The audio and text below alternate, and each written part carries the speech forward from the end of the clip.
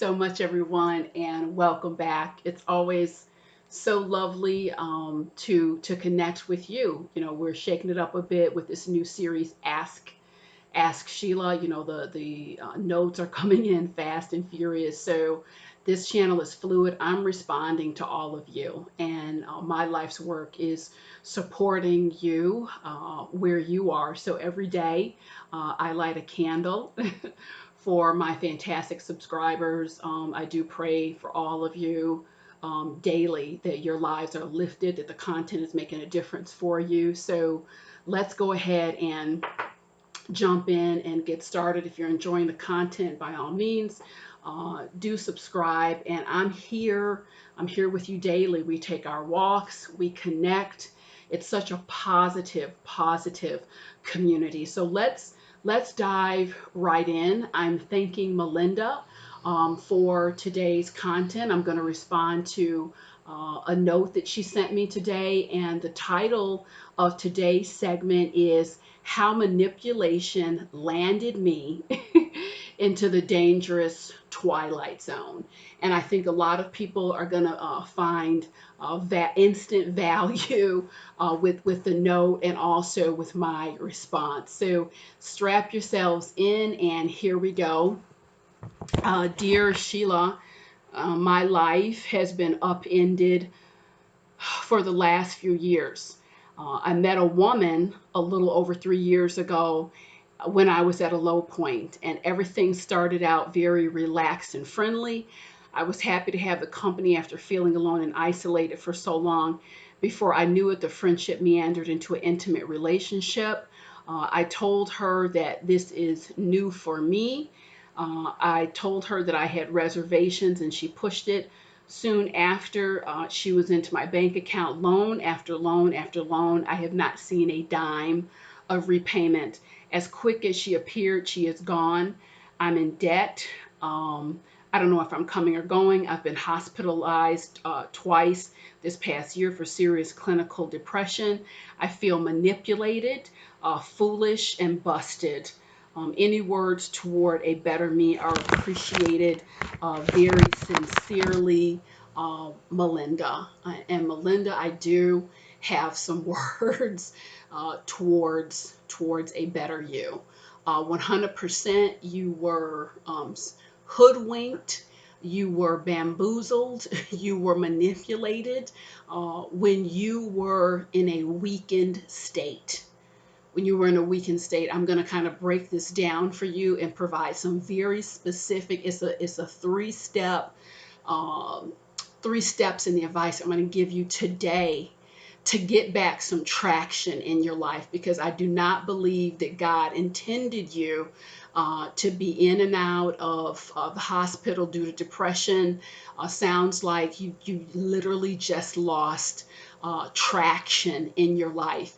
And you guys, I really don't know how else to express myself. I'm so strong in these messages, period, but particularly when I talk about manipulation. And I invite everyone, please revisit my playlist, the full series on all the videos about manipulation, because it's no joke. I'm very dedicated and passionate about this, because let me explain it to you. You can have one or two of these people, quite frankly, with dark influences pressing on them. One or two of these individuals will mess up your life. And I'm not talking about something where you just kind of get up, let's go get some pancakes, something like that. I'm talking about they will mess up your life. And Melinda, unfortunately, you ran into it. You ran into some problems. I myself, I myself have run into some serious issues with these manipulators. So I want to get very specific 3 steps, and this is how you get some traction from a situation that you're in. Now, first and foremost, the biggest mistake that people make after they discover that they have been manipulated, used, what have you, let's put it all in one pot. After they discover this, is the put the focus squarely on the hurt, the pain, the regret, you start a cycle of rumination. It's like being on a racetrack. You're going around and around and around. You build up so much momentum, it is very difficult to find your exit. So, what I'm saying to you is the first step when you discover, wait a minute, I've been hoodwinked, I've been bamboozled, I have been manipulated. You throw all that out the trash, and what will break up the force of that rumination is come right into the zone of forgiveness. Come right into that zone, self-forgiveness. I've said it before, when we know better, we do better. We are all on a certain evolution. We're learning lessons all the time, and the lessons that have to do with manipulation are among the most brutal. So you really do have to stop and go right into the seat of forgiveness. And when you are forgiving yourself, it's out of respect for your evolution, because Lord knows, let me back up. I have been impacted. We're manipulated all the time. The media manipulates us, ads. We're constantly just in a state of being manipulated. That's not what I'm talking about. I'm talking about when someone just comes in and just tips over your mental health, just flips it upside down. That's the kind of manipulation I'm referring to. And when that happens, it can really feel like very much an out of body experience. I had this occur on a deep level. Three people. One was a family member. Another one was a supposed friendship, and another one was romantic relationship. And believe me, I use the word romantic very, very loosely. There wasn't much romance involved. There was far much more manipulation. And something happened to me as I really got emotional distance on it. That emotional maturity kicked in, and there was some overlap. Interestingly enough, there was overlap um, in each scenario. So a few of them are going on roughly around the same time. And I remember just this overwhelming feeling of just kind of despair, shame, as I looked at it from a distance. How could I let this happen? How could this happen? How come I couldn't see it clearly? And I was spending so much time on that, where I should have gone directly into the stance. You know what, darling? You are evolving. When you know better, you do better. And that's what this is. This is me doing better. So it really doesn't serve you to kind of revisit and revisit and revisit. It's just not something that ultimately is going to give you any traction. So the first step is to really just move into this space of respecting your evolution and forgiving yourself. Again, the mantra over and over and is, when I know better, I'm going to do better. Period. I mean, I'm pretty sure that when you met this person that you thought was a friend, you could not have seen that far out. And you also mentioned in your letter that you were diminished. You had been lonely. You guys, I'll reference my video series, Dark Influences, and I talk about the gateways and pathways that we open up to allow the degradation in. And Melinda, I'm not pointing my finger at you, because Lord knows I've been there. But what I am doing from the bottom of my heart is really encouraging you to roll up your sleeves and start the business of lifting up your life. You can lift up your life with little things. Get yourself some fresh flowers in your environment. Get yourself out of the house and start walking every day. You mentioned feeling lonely and isolated. You guys, that's just an open door, because with loneliness and isolation, what do you think happens to your spirit when you let your soul go begging and you're feeling bad and you're feeling disconnected and not a part? I go over it in the Dark Influences video series when I say something will come in. When your soul goes longing, fill me up, fill me up. Hell, I'll fill you up. I'll fill you up and I'll drive you off the cliff as well. So it is our job, it is the work of life, it is the work of shoring up our mental health to make sure that you have set up the environment of your life with a couple things. Your health and wellness, your daily maintenance plan. These are the things that you do daily, like my little candles. I light my candles. I pray for myself. I pray for all of you. I get out in fresh air, in nature. I make sure I have that calendar that's working for me 9 to 10 months ahead. Plan my lunches with friends, outings. And some of you say, well, Sheila, it's fine if you have all that. Listen, again, you have heard me say a lot of you would have resources and people to help you put on some lunch dates and outings on the calendar if you were not so hard on people or cutting people off. Look for my video this week called Relationship Butchers, where I talk about if you cut everyone off, there's going to be no one. We have to give some bandwidth. These people do not need to be your best friends. They really don't. I mean, recently I spent time with a friend. I mean, maybe I see her once or twice a year. It's fun, get nails done, whatever the case may be. We are not bosom buddies, but fun, some good conversation to talk to, whatever. See a play, see a show. It's time to start rethinking how you view connection. I've also encouraged over and over again to take the focus off the expectations in your relationships and put more of the focus on the quality of the experience. The quality of the experience, you guys. Because when you have all these expectations, a lot of people are walking out here compromised. You're going to be let down again and again. So, again, secondarily, Melinda, I'm saying that it's important for you to just shore up that daily maintenance, that weekly maintenance. And I mean doing specific things, not just kind of meandering. Consistency becomes your best friend when you're looking for traction. That's why you guys see me out there walking every day. It's consistent. That's why you see me posting these videos every day. It's traction. It's momentum for my life. I'm hoping it's momentum for your life. There is a thrust of positivity behind it. And when you hit those slumps, that consistency, the rhythm of that consistency, it comes back and it says, no, no, no, no, no, no. We're not comfortable with that. You got to get yourself back on track. So what I'm saying here in short is this is how you manipulation proof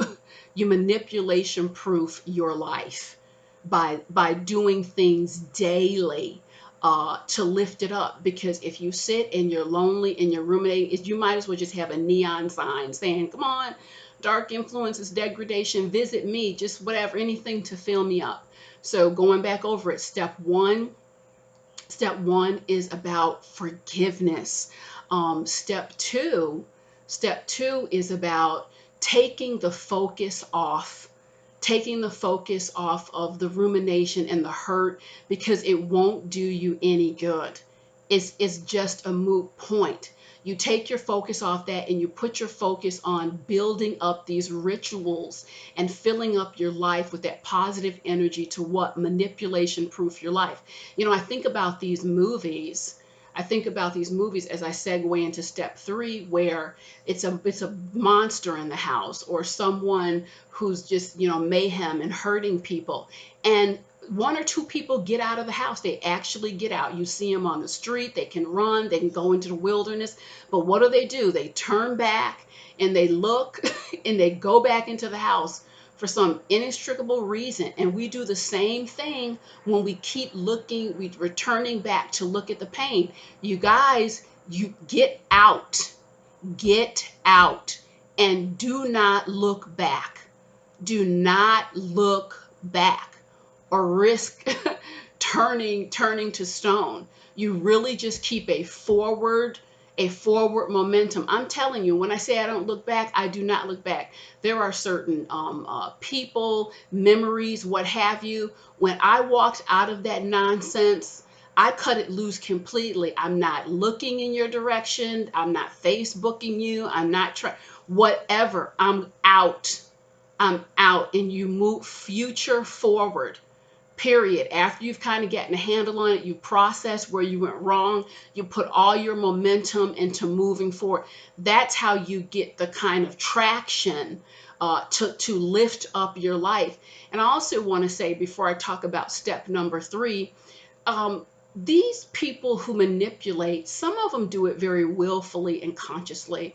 I've worked with these people in depth in different aspects and areas of my career.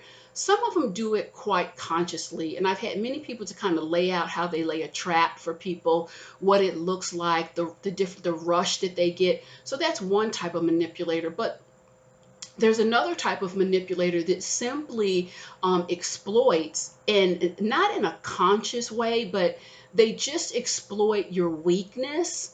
They will kind of sniff that out, and they will figure out inadvertently as they go along, oh, I'm not going to get challenged here. Oh, I can get away with this. Or, oh, this person has this door open in their emotional psyche. I can go here. And so you just end up giving more and more territory because you're not built up.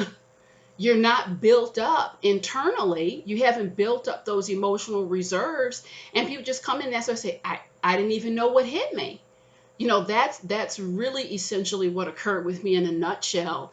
The lights were on, if you will. The lights were on in the house of me, but there was no one home, meaning that I had not, when I was taken to the cleaners by these individuals, I had not spent enough time developing my personal constitution as a woman, as a human being, what I believe in, what I stand for. I didn't have enough yummy infrastructure in my life, things going on to look forward to. The self-esteem, tell the truth, shame the devil, was just not where it needed to be to live that lifted life. So again, I do this work because I know the difference. I absolutely know the difference. A good friend of mine, actually, he works in city sewage system. So he literally goes into the underbelly of the city, and he's in that water, that sludge, that sewage all day. And I asked him, I said, don't it just, are you able to smell that? How do you cope down there for 10 to 12 hours a day? And he said, well, Sheila, first of all, you get used to it. And second of all, yes, I can smell it. I'm aware of what is going on, but there's a protective suit that I wear. And none of that stuff can touch me. None of it can touch me. So when I heard his answer, it really made me think of my experiences and why this work, why I have elevated it to the status that I have, because having gone through my own struggles, having been manipulated, having dealt with dark influences, watching and helping so many people come out of these dark places, there was really a time that I really felt God had abandoned me. Why am I left to deal with this? Is this nonsense ever going to stop? But little did I know he was simply preparing me. So I don't know how do you think you're going to come out here and teach this and be passionate about it if you haven't experienced it yourself? Little did I know that he was protecting me the whole time. Said, I'm going to get you so close to this. You're going to be able to smell it. You're going to be able to see it. Some of it is going to scare the hell out of you, but I'm not going to let it touch you. I'm not going to let it destroy you. I felt like it was at the time. But that was just me. That was me living out what would become a tremendous testimony. So I'm here to tell you guys that certainly in our corner, God is in our corner, the angels are in our corner, but we have a part to play in this. We have a part to play. It becomes our responsibility to say, wait a minute, my life is valuable. My life means something. I'm responsible for lifting it up. And as I tell you today, as I live and breathe, when I tell you that I am in awe, I am in awe of, like, I could sit and watch an ant for several hours. Trees. Yesterday, I'm walking around in the park, just spent 30 extra minutes looking at trees, researching how many trees there are. I'm literally in awe of what this planet has to offer and how much we can receive. When I was being manipulated and all that degradation was happening, I couldn't see the plants. I couldn't appreciate little ants. I couldn't appreciate an ice cream cone, because that's what it does, guys. When this manipulative energy comes in, it takes you out of the divinity. It takes you out of the reverence of life. That's why I'm constantly talking about lift up your life and take responsibility. Take responsibility for that. And the third and final point that I want to share is really, really making that commitment. Making that commitment. Once you are out of the house, as I said, metaphorically speaking, you guys don't go back. Don't go back into the twilight zone. Melinda, you've ended up in a psychiatric hospitalization. You've been in a psychiatric hospitalization twice, and there's no shame in that. You needed the help and the resource. But I can tell you, this person who manipulated you, took your money, they're not being admitted for depression. I don't know what they're doing, but I'm sure they're on to exploit the next person. And what you have done by letting yourself not only enter the twilight zone, but hang out in the twilight zone, the dangerous twilight zone, what you've done is say, you know what, I'm going to go ahead, and what you did, the spirit behind what you did, I'm going to go ahead, where you abused me, I'm going to pick up where you left off and to start abusing myself. And that's really the tragedy. We run into these people, and then where they leave off, we pick up. And sometimes we do a more thorough job abusing ourselves than they've done. And that's really the tragedy, guys. This is the energy of trickery. This is a bluff. Don't fall for the bluff on your life, you guys. Don't fall for it. It's a lie. And what dark influences do, they author lies to the point you said in your note, Melinda, I don't know if I'm coming or going. That's what that energy will do. The manipulation comes in. You don't know if it's night, day, coming or going. You're separated from yourself. The steps that I gave you, the 3 steps, will put you back in with yourself. It works if you work it. Everything I tell you guys, I'm not just talking about this stuff, guys. I do it. I live it, and I don't just live it, I love it. And it reinforces, it gives me the energy to do what I'm doing. I'm extremely busy. I'm traveling at least 2 or 3 times a month. You guys can always see that from the channel. If I need to pre-record shows, I'm pre-recording. I'm running around. I'm loving and lifting up my child. She comes with me on my travels. It's a lot. It's like I play a big game in life. It's no way in hell. It's just not possible that I could do it from a heart-centered place. People do it, but can you feel it? Can you enjoy it? I couldn't do it from a heart-centered place if I didn't use the tools, if I was vulnerable, if I was allowing these open doors, these manipulative influences to come in. So again, Melinda, there is nothing to be ashamed of here. When we know better, we do better. The good thing about entering the Twilight Zone is, despite what you saw from this TV show, the Twilight Zone, there is always a back door. There's a front door and a back door to get out. But you really have to put your foot down. You have to put your foot down and make the I declare statement. I declare this is over. Okay, she got away with some of your money. You can make money, but you can't make more money when you're in the psychiatric unit. You can't even be creative to generate the income that you need. Companionship, company, that's out there for you. People are not attracted to depression, anxiety. It's a lower level anxiety. It's a lower level vibration, guys. People can feel the vibration.